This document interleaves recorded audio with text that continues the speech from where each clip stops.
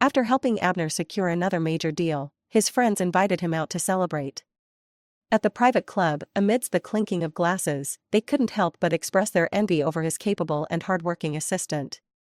Amidst the flurry of compliments, someone suddenly asked, "Is Miss Leona still single? Could we be friends?" The question was blunt, and it caught me off guard. I looked up to see a handsome, refined face. Matthew stepped forward to introduce him. "This is my cousin, Nicky. He just returned from abroad last month." The others began teasing me, saying how well Nicky and I would match. I smiled and nodded at Nicky, then glanced at Abner, who merely gave me a passing look without any reaction. Everyone seemed to think I needed Abner's permission to date, and they chimed in, "This is your personal matter. You don't need to ask Abner." "Abner, are you stopping Miss Leona from dating?"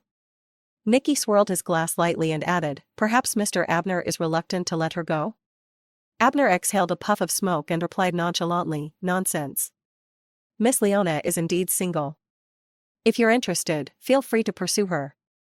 He then glanced at his friends who were egging him on. I wouldn't want to be accused of being a cold-hearted boss who ruins my employees' chances at love. His words extinguished the last flicker of hope I had been holding on to. It felt like a wisp of smoke dissipating into thin air. He even shot me a warning look, as if expecting me to make a scene. I picked up my glass, took a sip, and smiled gently at Nicky. "I am indeed single.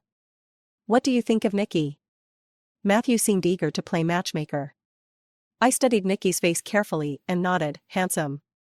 The group erupted into cheers, urging us to get together.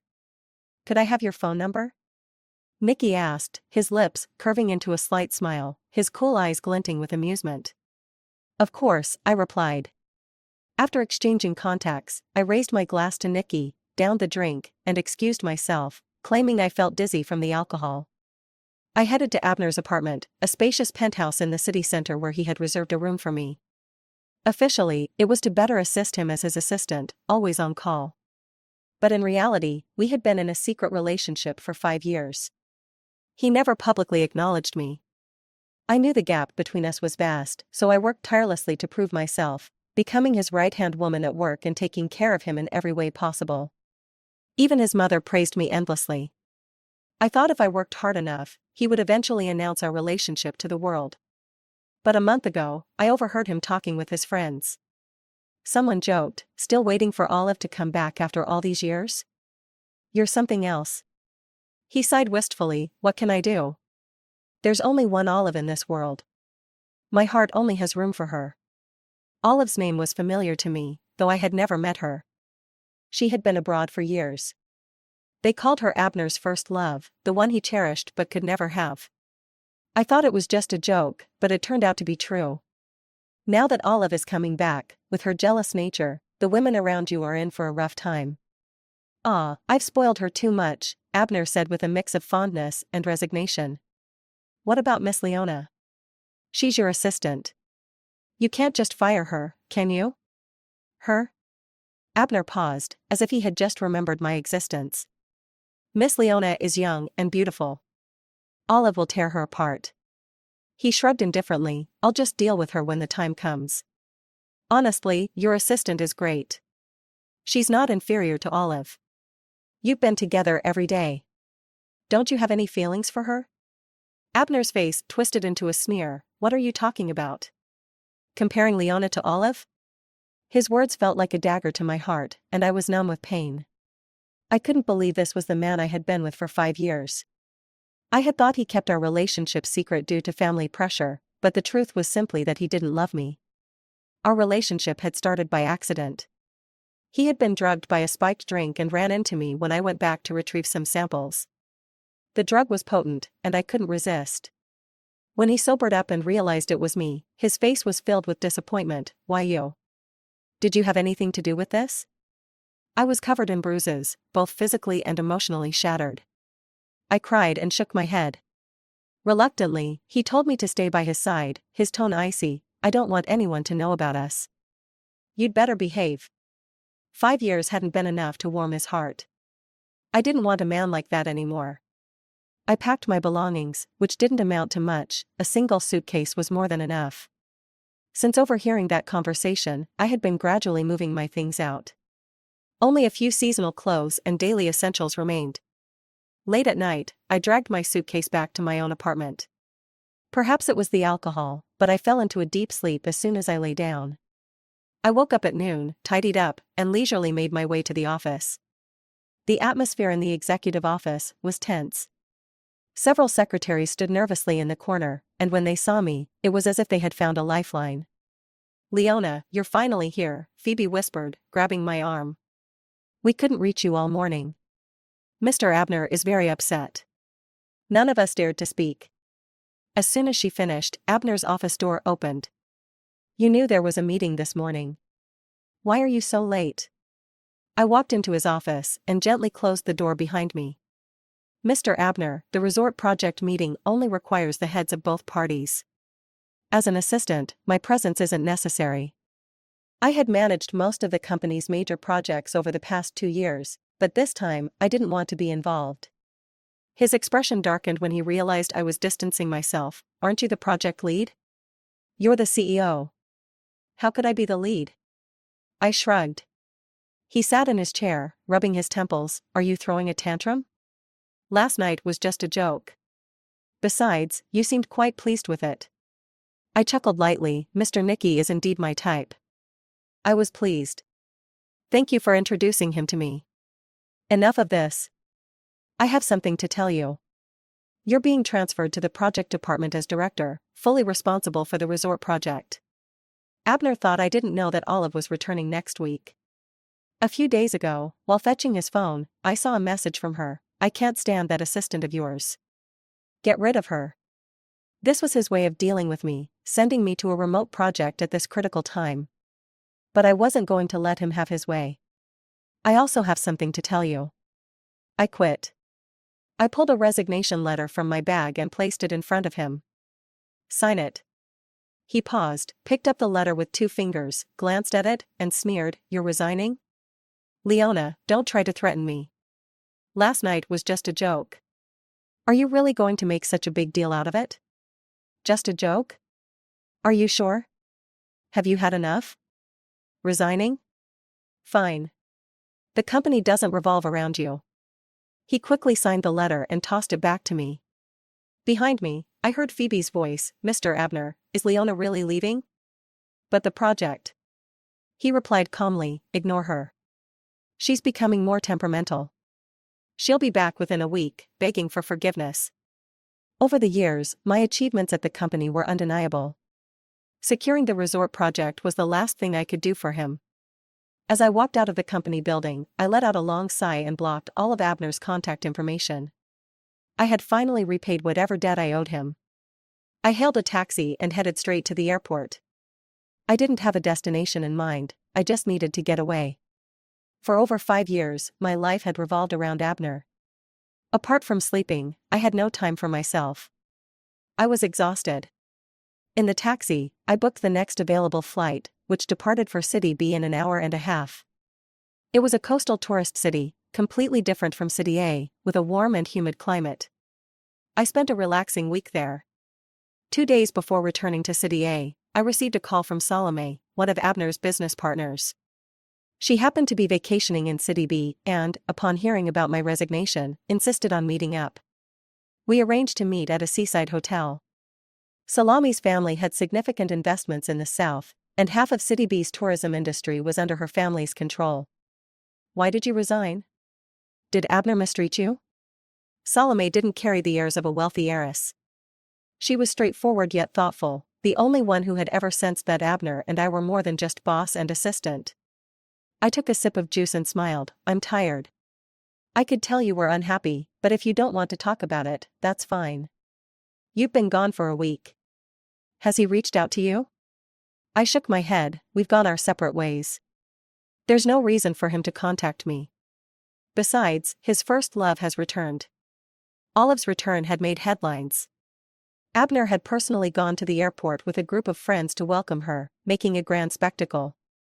My disappearance at this time suited him perfectly. "Olive? She's quite something, but Abner is blind. He'll regret it," Salome said with a meaningful smile. "Let's talk about the future. What are your plans? Why not come work for me?" Name your terms. Salome had often joked about hiring me during our previous interactions. I felt a bit guilty about her generous offer and told her I hadn't made any decisions yet. She waved it off, no worries. Just think of me as a friend. She glanced at the beach nearby and urged me to go swimming. I admitted I couldn't swim. No problem. We have swimming coaches here. They're fit and charming, much more interesting than Abner. It's time you tried something new, she teased with a mischievous grin. As I changed into my swimsuit and prepared to head out, Salome's phone rang. She answered and stood up, waving toward the distance. Nikki, over here. Following her gaze, I saw a tall figure who looked somewhat familiar. What a coincidence. Nikki is also from City A. Let me introduce you.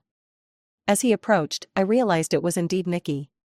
He didn't seem surprised to see me, and nodded. We meet again, Miss Leona. He was dressed in a suit, while I was in a bikini. The atmosphere felt awkward, so I quickly threw on a beach dress. What a coincidence, I said. It had only been a little over a month since he returned, yet we had crossed paths multiple times. The celebration for Abner's success wasn't our first meeting. I learned that Salome, Nikki, and Matthew were cousins. The rich only associated with the rich, such was the world. Seeing that we knew each other, Salome pushed me toward Nikki. I have a task for you. Leona can't swim. Teach her. With pleasure, Nikki replied. Sports have always been my weak spot, and I have no foundation in swimming. Nikki first taught me the easiest stroke, the breaststroke. After explaining the key points, we started practicing the basic movements, a breath and a kick. So, under his guidance, I practiced in the shallow water for over an hour. By the end, I was a bit tired and, in my exhaustion, I lost my balance and accidentally went under. I swallowed some water. He lifted me out of the water, and I lost my footing, crashing into him. In a panic, I instinctively wrapped my arms around his neck. Our bodies pressed together. My upper body was completely against his, and for a moment, time seemed to freeze. I could feel his warm breath on my neck. Leona. His voice was hoarse. I finally snapped back to reality and slid off of him, but I couldn't steady myself and fell backward. His long arms caught me, pulling me into his chest. My hands scrambled, and he let out a soft grunt. Once I was steady, I froze, staring at his bronzed chest, swallowing nervously. Looks like you're really thirsty. His voice held a teasing tone. I looked up and saw a smile playing at the corners of his lips. He was gazing down at me, his eyes gleaming with warmth. For a brief moment, I lost focus, caught in his gaze. His hand around my waist tightened, and then, without warning, he leaned down and kissed me. The kiss was gentle and long, and I could taste the cool mintiness of him on my lips. I don't know how long it lasted, but when he finally pulled away, he asked, "Can I be your boyfriend?" Nikki's voice was almost hypnotic. I gasped for air and pushed him away, but before I knew it, he had lifted me effortlessly in one arm and was walking toward the shore. Unconsciously, I tightened my grip around his neck. Salome had just crawled out of the water and caught sight of us. She immediately started snapping photos, walking closer with a teasing smile. This coach really does his job, huh? Carrying his students out of the water like that. My face turned red, and I struggled to escape from Nikki's embrace. He watched me with a soft smile, his eyes full of amusement. I've only ever taught you. Salome exaggeratedly sniffed the air, her gaze jumping back and forth between us. Why do I smell something flirty? At dinner, Salome received a video call from Abner, who insisted that I pick up. It turned out Salome had posted about our meetup on Instagram and shared a photo of Nikki and me. Back in City A, they were hosting an event for Olive's return at a hotel. They had already taken their seats, waiting for the guest of honor to arrive. Payne had seen the post on Salome's Instagram, noticed Nikki holding me, and showed it to everyone. Wait a second, isn't that Leona Nikki's holding? I was wondering where she disappeared to. Looks like she's busy dating. Matthew said proudly. Didn't I tell you? I knew they'd be perfect together from the moment I saw them. Of course, I have to thank Abner for finally letting his subordinate find a partner. While they were all chatting, Abner, who had been in a good mood earlier, suddenly darkened his expression and slammed his fist on the table. Enough with the noise. Everyone froze, confused, and after a pause, they started trying to console him. Leona hasn't been around the office lately, you must be exhausted, right? Don't get angry, once Nikki comes back, he and Leona will definitely thank you, Abner. She's in her prime years for love. She deserves a break. Who knows, maybe she'll be Nikki's wife soon. With her around, you can collaborate with Nikki for your company. It's a good thing. Enough. Hearing this, Abner became even more frustrated, sharply cutting them off. Matthew couldn't help but ask. What's going on? You were just fine earlier. Abner seemed to realize his outburst, paused, then sneered. Her? Nikki could never be interested in her. Matthew laughed and countered. You don't know, do you? Nikki's had his eye on Leona for a while. You think he suddenly came back to the country for nothing? If you've got a first love, I can see why you wouldn't think much of Leona, but we all think she's beautiful and capable. Exactly. I used to think you and Leona were a couple, so I never made a move. If I had known, I'd have gone for her first. Payne slapped his thigh and sighed. Shut up. Abner's face was as dark as a pot bottom now. They're never going to be together. Leona wouldn't want that. His tone was certain. Why not? She's already in love with someone else. She's stubborn, and she'll never end up with Nikki. Matthew scratched his head, still confused. But in the photos, they look so sweet together. It looks like they've already confirmed their relationship. I'll ask Nikki about it later. Abner's irritation only deepened as he saw his friend's questioning expressions. He pulled out his phone and started dialing, but every time, it said the line was busy. Leona won't answer your call? What's going on? Did you two have a fight? His expression began to show hints of panic as he switched to text and sent a message. But when the message was sent, it showed as blocked. She blocked me? He laughed in frustration, opening Salami's Instagram page. Staring at the photo of Nikki and me, his fists clenched tightly. Leona, Abner said he can't reach you, so he wants you to answer this video call. Salome handed me the phone, but I waved my hand, indicating I didn't want to. I have nothing to say to him. When you're completely tired of someone, you lose any desire to communicate. That's how I felt about Abner right now. As I spoke, Nikki placed a large shrimp he had just peeled onto my plate. This shrimp tastes great, try it. Salome pointed the camera at Nikki and me, then put her phone down after a moment, looking at Abner's face on the other side of the call with a helpless smile. You saw it. It's not that I'm not helping you, it's just that Leona doesn't want to talk. I can't force her. If you want something, tell me, and I'll pass it on. Huh. From the phone came Abner's familiar cold grunt. His voice wasn't loud, but it was firm. Tell Leona to pick up. Salome chuckled lightly. Then I guess you'll have to wait until Leona returns to City A to talk to her yourself. I'm not getting involved. With that, she hung up. A few minutes later, my phone rang. It was Matthew. When I answered, I saw Abner's face, and Matthew stood behind him, explaining. He took my phone. Having worked with Abner for over 5 years, I got along well with his friends. Since I'd be returning to City soon, there was no need to block them just because of Abner. Even if I hung up Matthew's phone, he'd use someone else's. Since I couldn't avoid it, I might as well see what he wanted so urgently. Alright, what is it? You need to come back to the office tomorrow. If not, don't think about returning ever again. He probably thought I was just venting when I talked about resigning. I thought I made it clear that I've already quit. At my words, his eyelids flickered slightly. His expression remained calm, but his brow furrowed. His gaze was cold, like he was trying to burn a hole through me. Abner usually controlled his emotions well, especially in public, and never lost his temper. Others praised him for being gentlemanly and approachable. After a long silence, he finally spoke. My family's taken care of you all these years, and this is how you repay us? And as for your relationship with Nikki, don't you think you should explain it to me? I smiled at him. Mr. Abner, you're no longer my boss. My personal matters aren't something I need to report to you, right? My personal matters? His voice still held no emotion, but he emphasized the words, and I could feel the storm brewing. He was genuinely angry now. But why should I care? Stop playing these childish games, Leona. Don't think that picking any random guy will get a rise out of me. Seeing that I remained indifferent, he exhaled a puff of smoke slowly. Don't tell me you've already fallen for Nikki after just a week? I didn't want to waste any more words on him and was about to end this unpleasant conversation. If there's nothing else, I'm hanging up now. Who do you think you are for him to notice you? Are you that dumb? Just then, a girl appeared behind him. She was slim, with long hair cascading down her shoulders.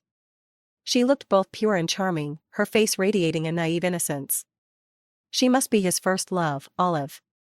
Olive's calm and gentle face made it hard not to like her.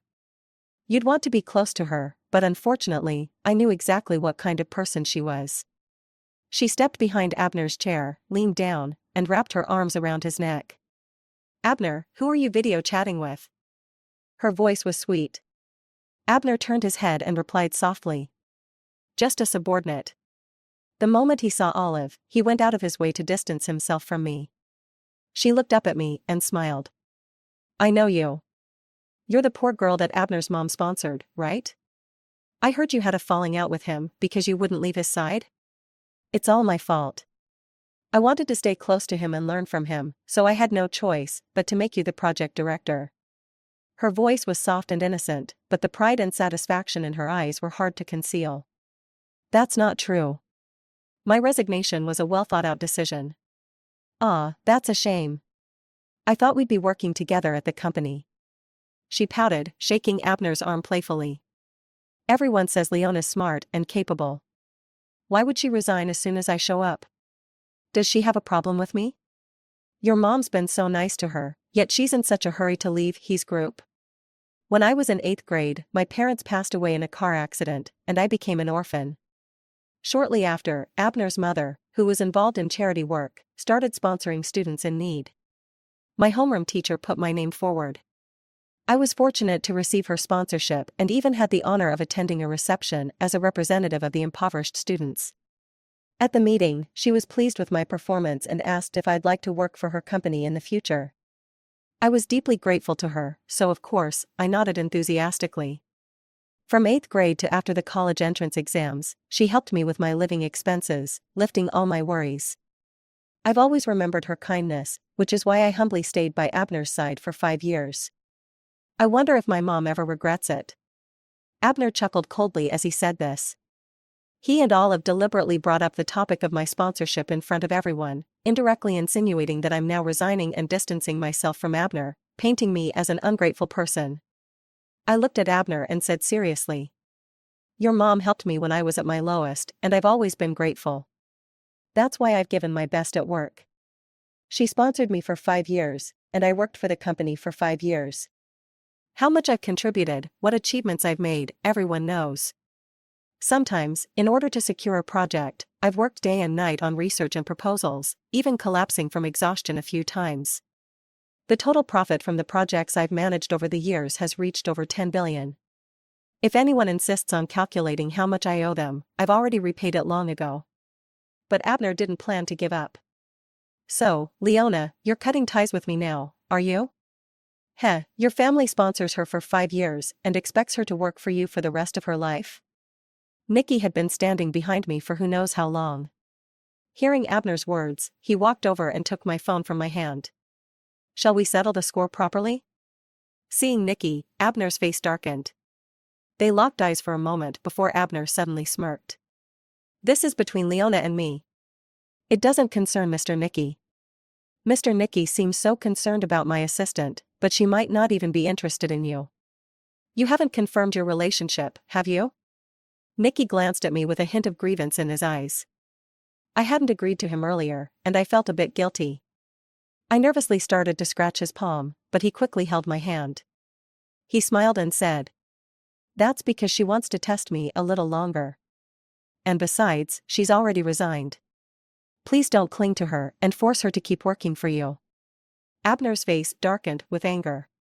He mocked. "She's just being stubborn. Once she calms down, she'll definitely come back to you. Also, she has someone else in her heart.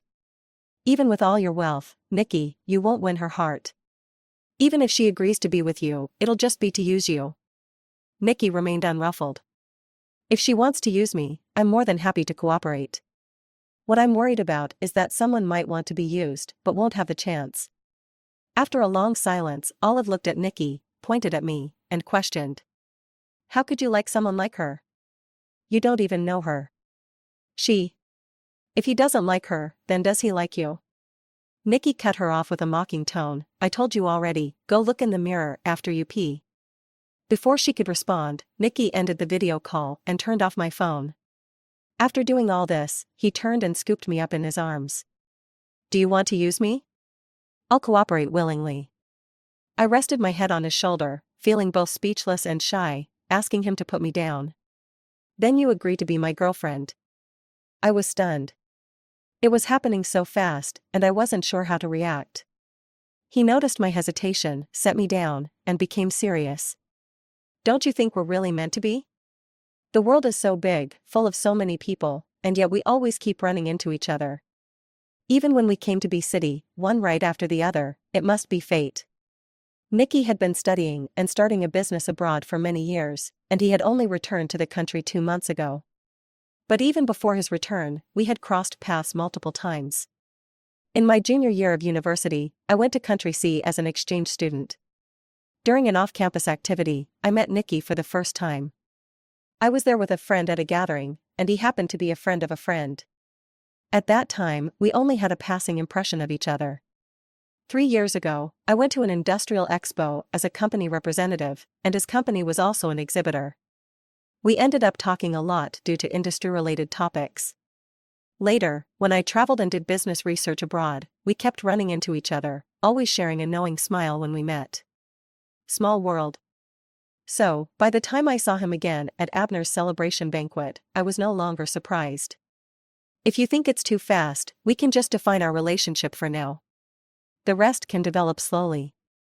Nikki reached out, pulling me into his embrace, his gaze soft and affectionate. Besides, we've known each other for quite a while now. I calculated it, it's been 7 years, Leona. Will you give me a chance? Even if you really want to use me, then use me. I'm more than willing. Looking at the sincere expression on his face, I felt warmth spread through my chest.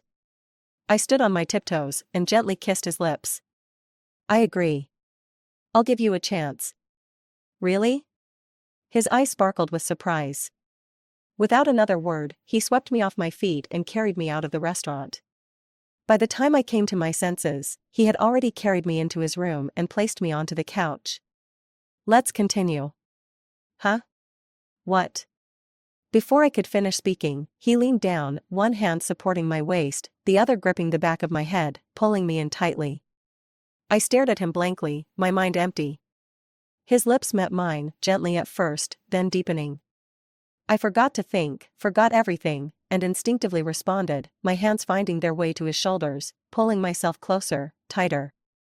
The lights were off, and the room was eerily quiet. The only sounds in the vast space were our heartbeats and shallow, breathy sighs. Naturally, things progressed. When the light turned on, the couch was a mess, the cushions deeply indented in one spot. Nikki carried me to the backyard pool. Every suite in this hotel had its own little courtyard, each with a small pool. Do you still want to learn to swim? I quickly shook my head to refuse. My legs are sore. Oh, then shall we do something else? He leaned in, covering me. From a distance, the sounds of people laughing and playing could be heard, a gentle breeze rustling the trees, the sky sparkling with stars. 2 hanging lights near the corridor swayed lightly in the wind, casting moving shadows on the ground. The next morning, when I entered the dining room, Salome was already there, eyeing me with a playful, suggestive look. It seems like the coach did a great job. Just one day, and your complexion's already glowing. Stop teasing her. It took me forever to win her over. Salome shot Nikki an exasperated look. You're lucky. You two disappeared last night, leaving me all alone, like a lonely old woman. Then you come in here this morning, flaunting your relationship in front of me. Are you trying to rub it in that I'm still single? Nikki chuckled, teasing her back. So, how's that college guy you were dating? Should I bring him along to hang out? Salome had a thing for younger guys, especially those in their early 20s. She always said they hadn't entered the workforce yet, had little life pressure, and were less materialistic. They also had plenty of free time and knew how to flatter her. She just needed to invite them out for a meal, buy them some nice clothes, and they'd happily provide her emotional support. Don't even mention him. He graduated this year. According to her usual routine, when her boyfriends graduated and started working, she'd come up with some excuse to break up with them. He got into a company on his own, but when I said we should break up, he refused, even saying he wanted to earn money to support me. Can you believe it? So, have you two broken up? Salome never revealed her true identity in relationships. She never talked about her family or business and dressed in low-key brands, so people only thought she was a moderately successful woman in her career. Her current boyfriend was a computer science major who joined a top internet company in City C right after graduation. He didn't want to break up. Last night, he even transferred me his first month's salary, leaving himself with only 4,000 yuan for living expenses. She looked conflicted, her confusion mixed with a hint of sweetness.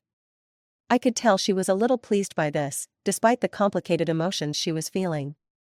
Why not just follow your heart? If you like him, go find him. But I've been lying to him from the start. Everything's a lie, even my name and age. When she saw our shocked expressions, she seemed a bit guilty. I just wanted to have some fun. Never mind, I'll break up with him. Nikki chuckled lightly.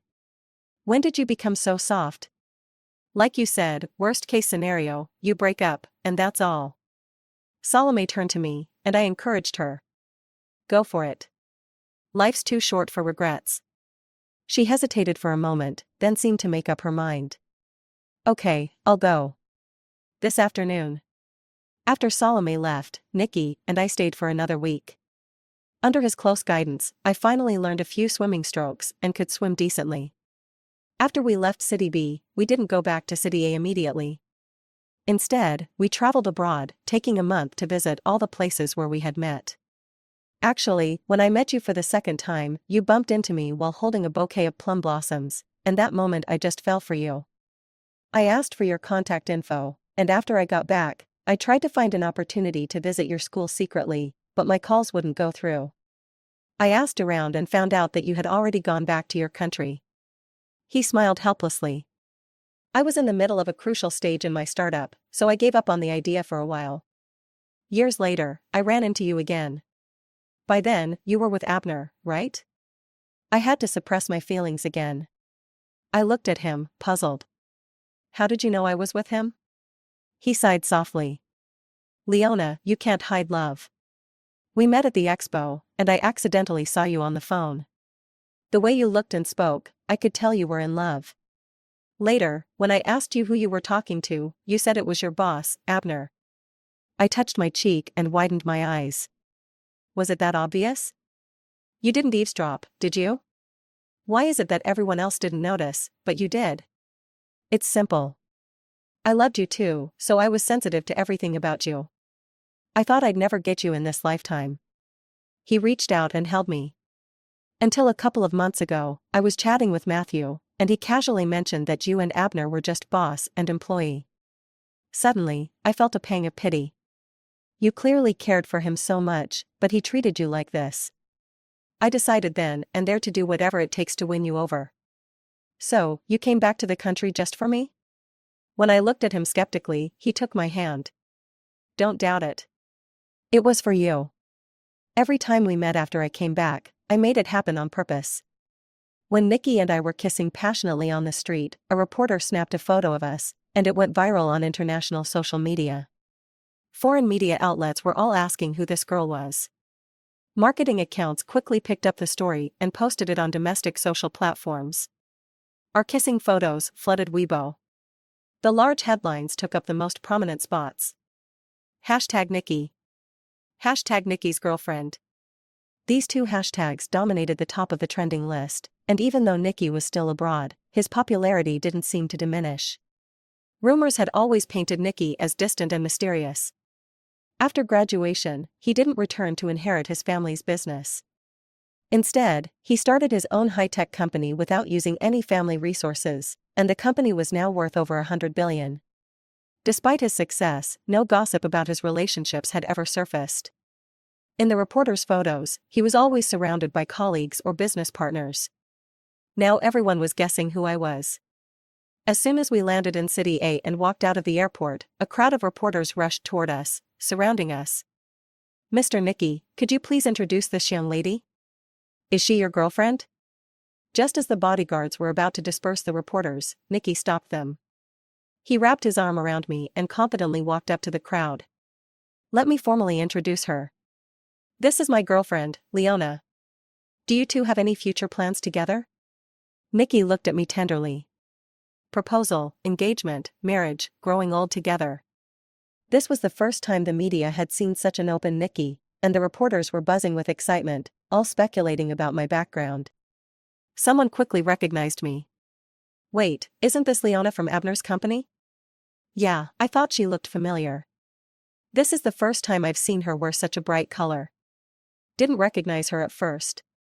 Back when I worked at the company, I was always the diligent, serious Leona, always dressed in dark professional attire. This was the first time I was in a light blue dress, with my hair in soft golden curls, appearing in front of the public. Did you take time off for this romance?" I took the microphone from the reporter and explained. "Actually, I've already resigned. But last time, Mr. Abner said you were just on leave." I didn't know Abner had announced that I was on leave. "Did you resign because of Olive?" "No, it's just that I have a new career plan." The day after I returned, Abner's mother, Stacy, said she hadn't seen me in ages and missed me. Since her birthday was coming up, she invited me to join the celebration. It's just a regular birthday, with a few of my close friends and some younger folks. You'll recognize most of them. I had always respected her and considered her family. Regarding my resignation, I had planned to explain it to her when the right moment came, so I picked out a gift and went alone. Nicky was supposed to come with me, but I stopped her. "I can handle this myself." She was just as gentle and kind as before. As soon as she saw me, she pulled me to her side, asking me to help welcome the guests. Her friends immediately teased me when they saw me. "Who is this?" "Stacy, when did you meet such a beautiful girl?" "I've never seen her before." Stacy pulled me over to introduce. "This is Leona, someone I helped back in the day. She's really grown into such a beauty, don't you think? Hard to recognize, right?" One of her friends eyed me carefully. "Are you keeping her around as a daughter-in-law?"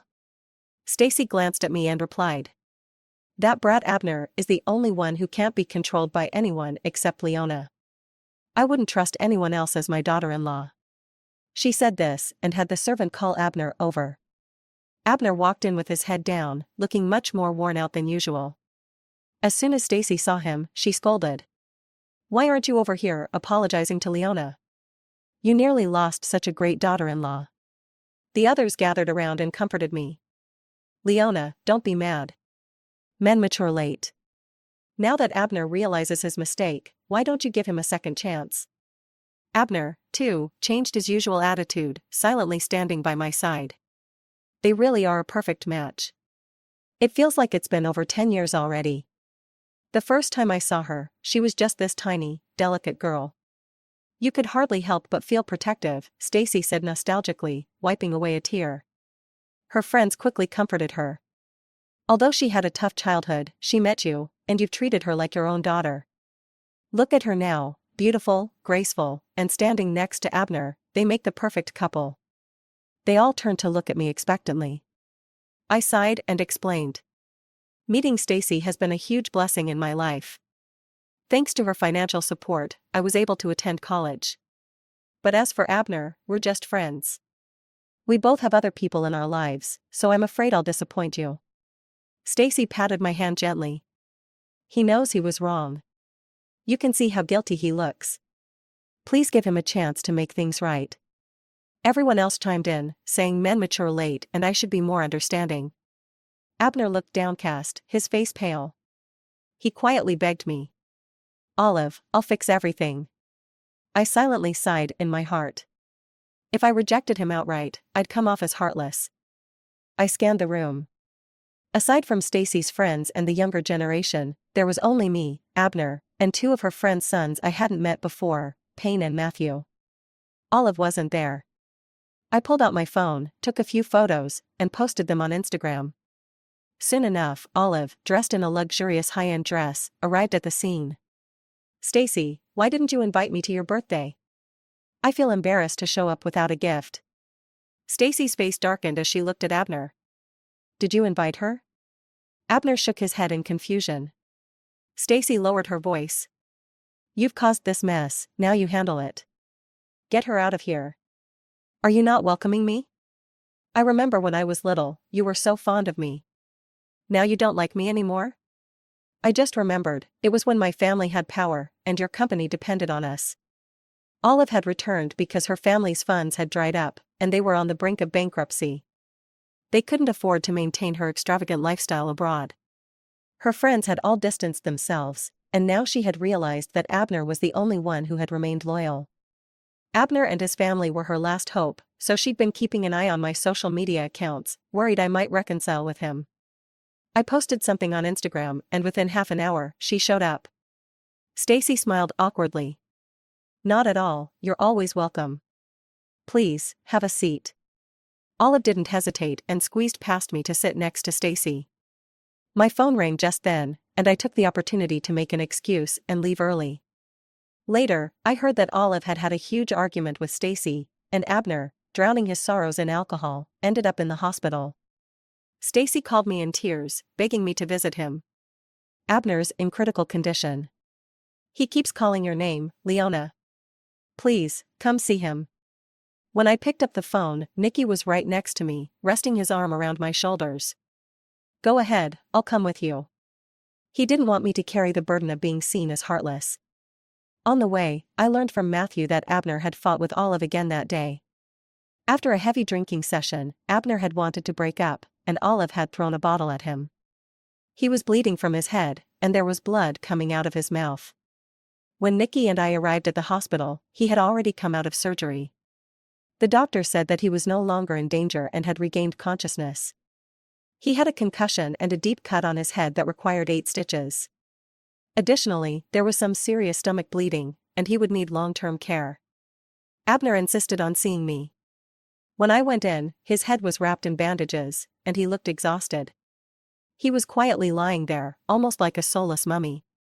As soon as he saw me, a flicker of surprise appeared in his dull eyes, and he reached out to grab my hand. "Leona, I knew you wouldn't just leave me."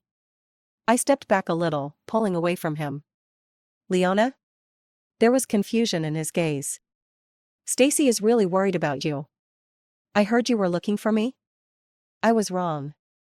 Let's make up. Come back to me." I shook my head. "Sorry, I'm already with someone I love very much." I glanced towards the door, where Nicky was leaning against the wall, looking straight at me. "It's impossible. I don't believe it. You're just pretending, right? It has to be that way. Leona, you're just getting back at me, aren't you?" His emotions suddenly escalated, and he grabbed my hand, pulling me towards him. The people standing outside heard the commotion and rushed in. When Abner saw Nicky, he became even more agitated, pointing at him and asking me, "You don't love him, right? You two are just putting on an act, aren't you? I know you love me. You're my girlfriend, and I won't let you be with another man." Matthew and Payne were completely confused. "Are you out of your mind? Your girlfriend is Olive, and Leona is Nicky's girlfriend.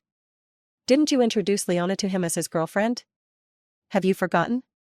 Abner's face instantly turned pale, and he shook his head, shouting, No, you don't know. Leona and I were in a relationship for 5 whole years." Matthew was speechless. "How is that possible? Have you lost your mind? You two were co-workers for 5 years, not in a relationship for 5 years. Also, Leona is Nicky's girlfriend now, and they're about to get engaged. Don't say things like that. I'm not wrong. You don't know the truth." Matthew, seeing that Abner wouldn't believe him, took out an invitation. Abner looked at the invitation and suddenly burst into laughter. "Marriage? Leona, you haven't broken up with me and now you're marrying another man? How could you do this to me?" His grip on his wrist tightened, and Nicky rushed over, prying his fingers off. I rubbed my sore wrist, feeling confused. Mr. Abner, I don't understand what you're saying. Did we ever date? I looked at the others, and Payne sighed. His brain probably hasn't fully recovered yet. Haha, we never dated? Abner smiled bitterly. As he kept laughing, tears suddenly fell from his eyes. Yeah, it's my own fault. After that, Abner faded out of my life. I heard that he often went to the hospital for rehabilitation. As for Olive, I heard they had completely broken up. Her family went bankrupt, owing a huge sum to the bank. They took everything, her house, her car, her luxury items, and Olive left the city with only a few belongings. No one knows where she went. On our wedding day, he sent over a green jade bracelet. I clearly remember that this bracelet was a family heirloom from his side. I had seen it in his safe once, and though I didn't understand the value of jade, I thought it looked nice and picked it up. He snatched it away from me immediately. Don't touch it. If you break it, you won't be able to pay for it. I'll give it to my wife someday. His protective glare was something I could never forget. Salome came to the wedding with her new boyfriend. When she saw the bracelet, she sighed and said, "Now he's being generous, but what's the point?" When Nicky found out the bracelet was from Abner, he playfully demanded I return it immediately. "I'll buy you whatever you want, but don't accept gifts from him." I smiled, placed the bracelet back in its box, and returned it to the person who had brought it. "I appreciate the gesture, but it's too valuable. I can't accept it." After the wedding, while seeing the guests off, I saw a lonely figure standing in the distance. It looked like him, but I didn't pay much attention. What's in the past should stay in the past. I have someone far more worth cherishing now. There's a brighter future ahead of me. The end.